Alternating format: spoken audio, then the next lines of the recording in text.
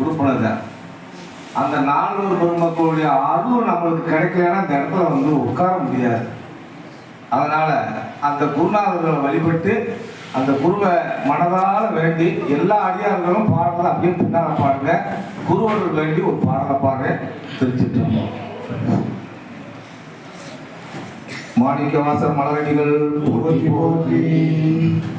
விலை கிடைக்குமா அமய கரம் கிடைக்குமா, விலை கிடைக்குமா அமய கரம் கிடைக்குமா, விலை கிடைக்குமா அமய கரம் கிடைக்குமா, விலை கிடைக்குமா அமய கரம் கிடைக்குமா, குருநாதன் சரணத்தில் நிலம் கிடைக்குமா, குருநாதன் சரணத்தில் நிலம் கிடைக்குமா, சத்குரு